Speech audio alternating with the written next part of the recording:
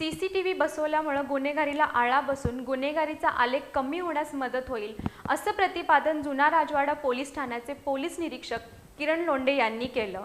आपटेनगर परिसरातील प्रभाग क्रमांक 20 मधील स्वरराज चॅरिटेबल ट्रस्टच्या वतीनं आयोजित सीसीटीव्ही कॅमेरे लोकार्पण, भोगवटा प्रमाणपत्र वाटप आणि गृहोपयोगी वस्तू वाटप कार्यक्रमात ते बोलत होते. यावेळी 50 सीसीटीव्ही कॅमेऱ्यांचं लोकार्पण करण्यात आलं. महाराष्ट्र नवनिर्माण सेनेचे जिल्हाध्यक्ष माजी नगरसेवक राजू दिंडोरले आणि सामाजिक कार्यकर्ते विशाल दिंडोरले यांनी स्थापन केलेल्या स्वरराज्य चॅरिटेबल ट्रस्टच्या वतीनं विविध सामाजिक उपक्रम राबवण्यात येतात.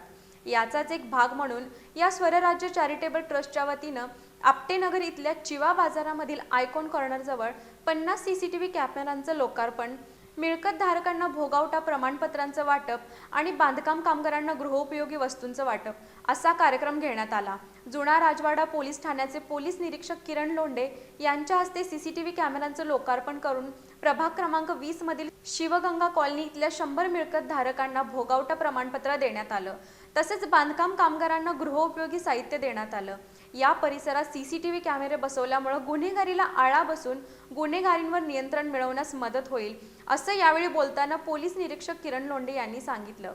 या समाज उपयोगी कार्याचे कौतुक करून त्यांनी अशा सामाजिक उपक्रमांमुळे जनतेचे हित साधलं जात असल्याचं सांगितलं. यावेळी अतिरिक्त सरकारी वकील सूर्यकांत पवार यांनी कोणत्याही गुन्ह्यात सीसीटीव्ही फुटेज पुरावा म्हणून ग्राह्य मानलं जात असल्यानं याचं महत्त्व वाढलं असल्याचं यावेळी स्पष्ट केलं. या परिसरात पोलीस स्टेशनची उभारणी करावी या मागणीचं पत्र परिसरातील नागरिकांनी पोलीस निरीक्षक किरण लोंढे यांना दिलं.